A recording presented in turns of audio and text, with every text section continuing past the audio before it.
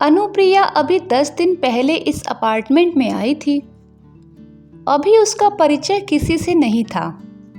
बस हरीश भाई ने फ्लैट का सारा काम करा दिया था। फ्लैट तैयार होते ही रहने आ गई थी। नई जगह में अपने को व्यवस्थित करने में वह इतनी व्यस्त हो गई कि उसे होली का ध्यान ही नहीं रहा। वह तो काम वाली आया रामवती ने याद दिलाया, मैडम होली खेलने को कोई पुरानी सफेद साड़ी दो, आप तो सफेद पहनती हैं। हैरान होकर उसने पूछा, होली कब है? रामवती मन ही मन हंसी, कैसी मैडम हैं। फिर बड़ी उमंग से कहा, परसों है। साथ ही अल्टीमेटम देती हुई बोली, परसों छुट्टी लूंगी। आज होली थी। दूध वाले और काम वाली को आना नहीं था। देर तक बेफिक्री सोती रही। आंख खुली तो घड़ी 9:30 बजा रही थी। मन में अपराध बोध लिए वह जल्दी जल्दी तैयार हो गई। फिर सोचा, उसे जाना कहाँ है? फिर इतनी हड़बड़ी और अपराध बोध क्यों? होली खेलना नहीं है, टीवी अभी लगा नहीं है, अतः बालकनी के झूले पर आकर तसल्ली से बैठ गई। सोचा, कौन पकवान बनाने हैं, जब भूख लगेगी पुलाव बनाकर खा लूंगी। काम खत्म। पकवान से उसे माँ की याद आ गई। होली से हफ्तों पहले माँ चिप्स पापड़ बनाने शुरू कर देती थी। फिर नमकीन, शक्करपारे आदि। गुजियों की बारी सबसे आखिर में आती थी। माँ और भाभी उस दिन सुबह से ही लगी होती थी और उसकी सब भाई बहनों के साथ गुजिया तलने की खुशबू से लार टपकने लगती थी। माँ होलिका दहन की गुजिया निकाल कर फिर सबको खाने के लिए देती थी। माँ की गुजियों का जवाब नहीं था। कांता भी यही कहती थी, यार तेरे घर की गुजिया खाए बगैर होली होली नहीं लगती। मुंह में डालते ही पिघल जाती है, मिठास अंदर तक सरकती जाती है। खैर, अब यह सब बातें गए वक्त की हैं। वह बालकनी से देख रही थी। फिजा में होली का सुरूर था। तैयारी बड़ी धूमधाम से हो रही थी। सामने बड़े से लॉन में एक तरफ कुर्सियां लगी थी। बीच में प्लास्टिक की टेबल पर तस्तरियों में गुलाल रखा था। साथ ही कुछ डिब्बे रखे थे। कनू ने अंदाज लगाया, शायद इसमें बाजार वाली गुजिया होगी। होली का खुमार अपने पूरे शबाब पर था। बड़े बूढ़े जवान बच्चे स्त्री पुरुष सभी होली की मस्ती में चूर थे। हुल्लड़ और धमाल चारों तरफ मचा हुआ था। गुलाल के बादल उड़ रहे थे। उधर डीजे का शोर था। उस पर कुछ लोग थिरक रहे थे। रंग बरसे भीगे चुनर वाली पर सब जवान लड़कियां अपने आप को रेखा और लड़के अमिताभ बच्चन समझकर बिंदास नाच रहे थे। छोटे बच्चे आपस में एक दूसरे पर रंग डालकर फिर एक दूसरे से छिपते फिर रहे थे। बीच बीच में गुजियों पर भी हाथ साफ कर लेते थे। कुछ थोड़े बच्चों ने पाइप डालकर सूखे स्विमिंग पूल को पानी से भर दिया था और अब उसमें मस्ती मार रहे थे।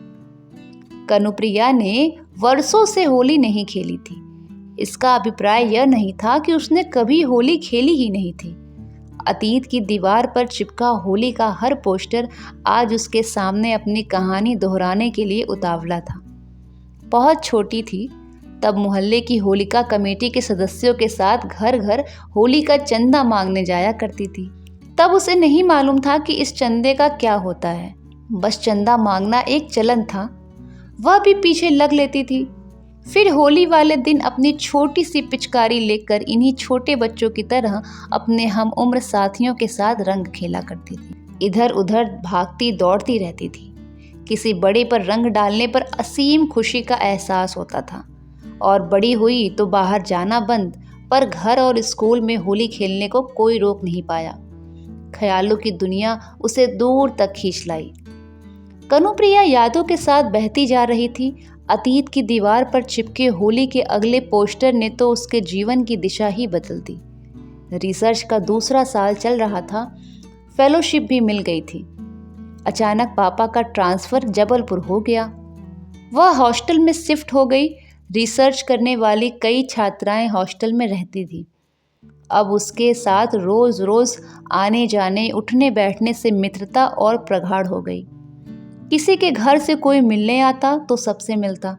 खाने पीने की चीज़ें आती तो मिल बांट कर खाई जाती। छोटा परिवार बृहत्तर परिवार बनता जा रहा था। रिसर्च रूम 17 का माहौल भी बड़ा अपनापन लिए था। सुबह से लेकर 1 बजे तक कोई किसी को डिस्टर्ब नहीं करता था। उसके बाद सब अपने केबिन से निकलकर रूम के बीचों बीच पड़ी मेज के चारों ओर लगी कुर्सियों पर आकर बैठ जाते थे।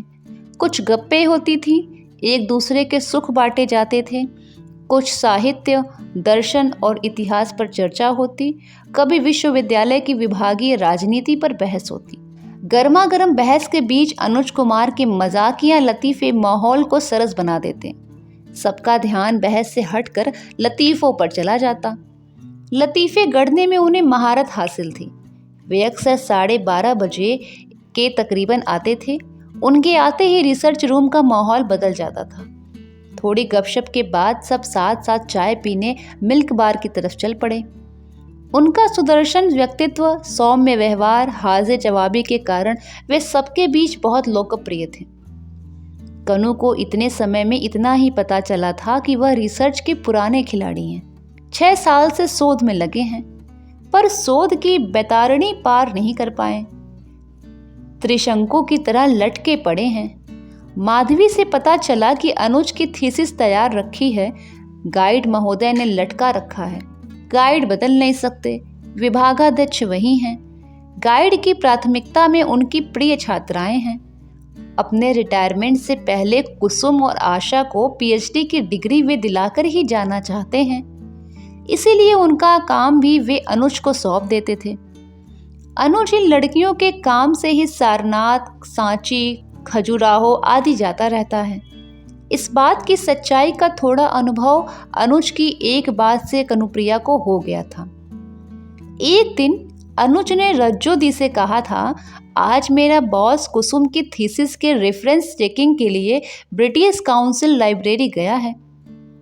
कितना रहम दिल है मेरा गाइड। लाइब्रेरी के ऊपर मेफेयर पिक्चर हॉल और क्वालिटी रेस्तरां है। बस तो लंच कुसुम जी के साथ कर लेंगे। मैं यहाँ आशा जी के लिए मैटर खोज रहा हूँ, आप कम से कम मुझे 1 कप चाय ही पिला दीजिए। उनके कहने के अंदाज पर सब हंस पड़े।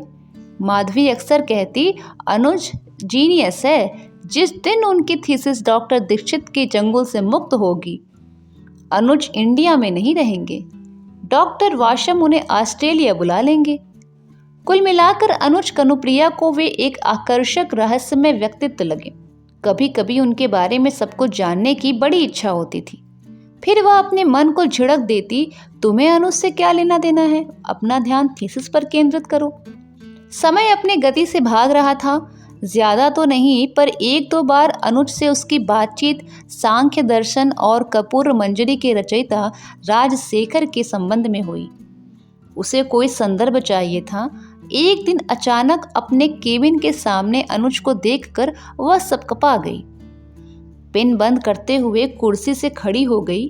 अनुज ने कहा, सॉरी आपको डिस्टर्ब किया? नहीं, आज सोमवार है, मनकामेश्वर मंदिर जाने के लिए उठने ही वाली थी। आप कल्पना की सगाई में नहीं गई? मुझे आउट ऑफ स्टेशन जाने की अनुमति नहीं है। संभवतः कनुप्रिया की था लेने के लिए मुस्कुराकर उसने पूछा था, आपका जाना घर वालों को कैसे पता चलेगा, आप जा सकती थी।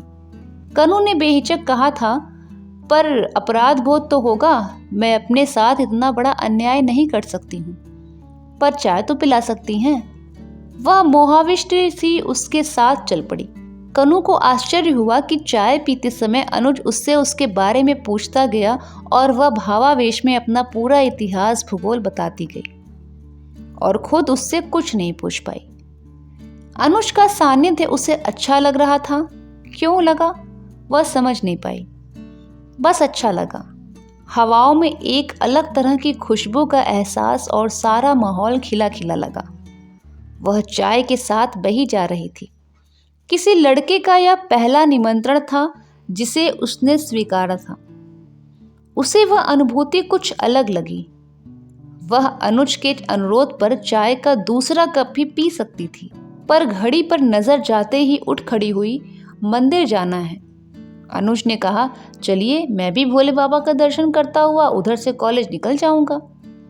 मंदिर में भोले बाबा के दर्शन के बाद दोनों बिना बोले रिक्शे की तलाश में गोमती के किनारे चलते चलते काफी दूर निकल आए।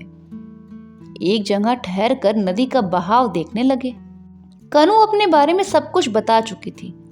अब बारी अनुज की थी। अनुज ने एक कंकड़ी नदी में फेंकी। छोटा सा आवर्त उठा, कुछ पल में फिर पानी में विलीन हो गया।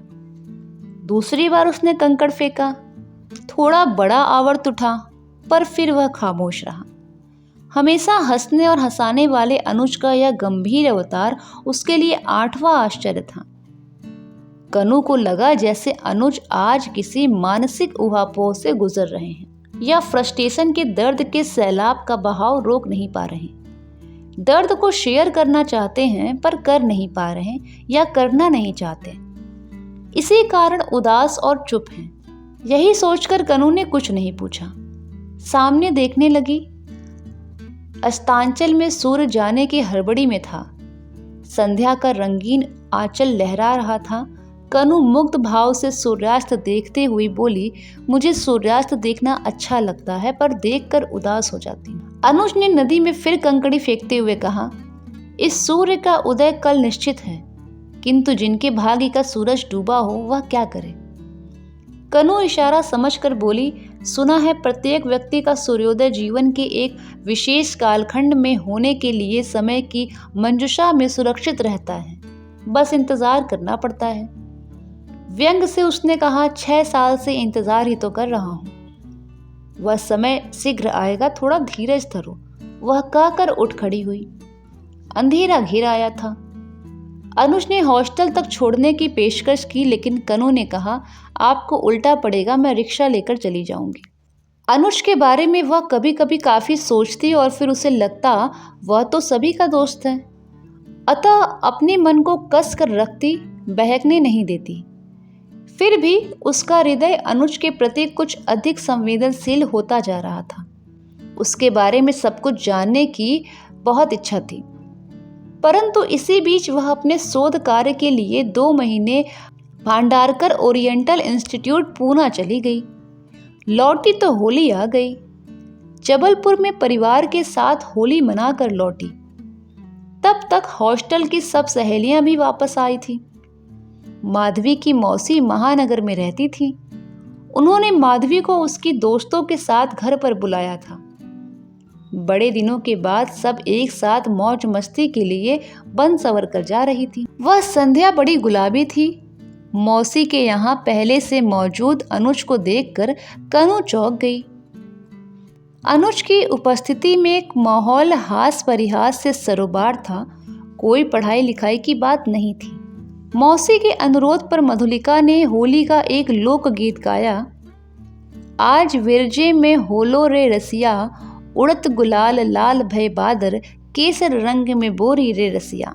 माहौल जम गया था। सभी लोग गाने को पसंद कर रहे थे और साथ दे रहे थे। कल्पना को चुपचाप देखकर मधुलिका ने उसे छेड़ता हुआ दूसरा गीत गाया, मोरे सैया रिसाए गए होली माँ। सब कल्पना के पीछे पड़ गए। क्यों कल्पना, यही बात है ना। कल्पना शर्म से लाल हुई जा रही थी। रज्जो दी ने हरिवंश राय बच्चन की एक कविता सुना दी, जो बीत गई सो बात गई, सबको कुछ न कुछ सुनाना था। मौसी के बहुत अनुरोध पर कनू ने भी एक कविता सुना दी। तुम्हारे मौन का मैं अर्थ क्या समझूं, कि तुम पाषाण से भी बढ़ गए 2-4 पग आगे। वाह वाह, तुम तो बड़ी छुपी रिस्तम निकली, कहकर सब उसके पीछे पड़ गई। अनुज की मुग्ध दृष्टि का सामना होते ही उसने नजरें नीची कर ली। खाने पीने और हंसी ठट्टे के बीच किसी का ध्यान उसकी ओर नहीं गया। गुजियों के साथ मौसी की मटर की कचौड़ी और दही गुजियों का जवाब नहीं था। चलते समय सबने एक दूसरे को टीका और गुलाल लगाया। मौसी, आपके घर आकर बहुत अच्छा लगा, दही गुजिया बहुत अच्छी लगी। थैंक यू मौसी, तुम सब फिर आना। आदि वाक्य हवा में लहराने लगे। देर हो रही थी, अतः सब धड़ धड़ नीचे उतर गई। कनू की साड़ी के फॉल का कोई बेशरम धागा उसके सैंडल के हुक में फंस गया। वह सीढ़ियों पर रुक कर चलने लगी और उसे निकालने लगी। तभी अचानक लाइट चली गई। उसी समय किसी ने उसके कानों के पास फुसफुसा कर कहा, होली मुबारक और ढेर सारा गुलाल उसकी गर्दन और पीठ पर डालकर सर से नीचे उतर गया। तभी लाइट आ गई। सीढ़ियों के अंतिम छोर पर अनुज खड़ा था। इस अप्रत्याशित घटना से वह हक्का बक्का रह गई, पर उसकी यह शरारत उसे अच्छी भी लगी। जल्दी जल्दी उसने गुलाल को झाड़ा, फिर साड़ी से अच्छी तरह पीठ को लपेट कर नीचे आई। उसका तन मन गुलाल में था। कई दिनों तक गुलाल का नशा मन पर छाया रहा। चेत आने पर भावनाओं के दंगल में उलझ गई। अनुज की इस शरारत का वह क्या अभिप्राय समझे? या उसने सिर्फ और सिर्फ होली की शरारत की, अथवा अपने मौन की रंगीन अभिव्यक्ति कर दी है? फिर तो यह बड़ी प्यारी शरारत है, पर मन बड़ा डावाडोल था। किसी नतीजे पर पहुंच नहीं रही थी। दिल किया माधवी से इस घटना का जिक्र करे। वह माधवी का चचेरा भाई था, पर संकोचवश पूछ नहीं पाई।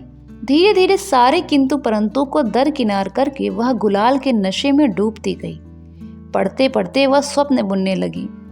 खूब तेज बारिश के नीचे मौसम थम गया था। वह अनुज की बाहें थामे चली जा रही थी। सड़क के किनारे छतरी के नीचे चाय बेचने वाले से चाय लेकर वह दोनों चाय पी रहे थे।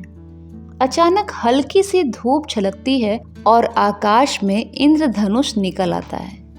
वह बच्चों की तरह उत्साहित होकर कहती है, अनुज जरा उधर देखिए, कितना सुंदर इंद्रधनुष निकला है।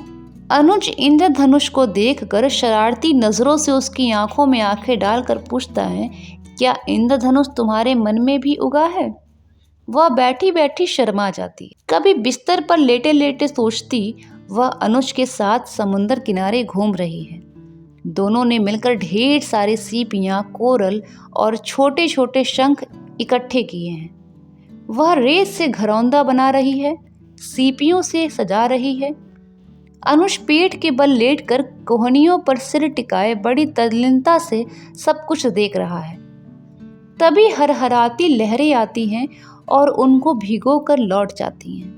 साथ में उसका घरौंदा भी बहा ले जाती हैं। वह दोनों अपने आप को सुखाने के लिए थोड़ा ऊपर सरक कर रेत की सूखी चादर पर लेट जाते हैं। वह अनुज की तरफ देखकर कहती है, अनुज कुछ अपने बारे में बताओ, अपने सपनों के बारे में। अनुज कहता है, अपने बारे में क्या बताऊं? यह ऊपर आसमान में बादल का टुकड़ा देख रही हो? उसे खुद पता नहीं है कि हवा उसे कहाँ ले जाएगी। वह कहीं ठहर कर बरस पाएगा या यूं ही आवारा फिरेगा। कनु फिर सपनों की चार दीवारी लांघ कर यथार्थ की धरती पर कदम रखती, फिर सिर झटक कर कहती, पहले थीसिस बाद में और कुछ। समय के साथ साथ सबकी थीसिस पूरी होती गई और परिंदे उड़ते गए। कल्पना की शादी हो गई। माधवी ने बरेली में ज्वाइन कर लिया। कनु वसंता कॉलेज बनारस आ गई। रज्जो दी दिल्ली आ गई। मधुलिका सिंगापुर जा बसी अपने पति के साथ। अब रह गया तो केवल अनुज। खतों के माध्यम से उसका संपर्क अनुज के साथ था, लेकिन उसके खत बहुत छोटे होते थे। जो वह पढ़ना चाहती थी वैसा उनमें कुछ नहीं लिखा था। फिर वह सचमुच ऑस्ट्रेलिया चला गया।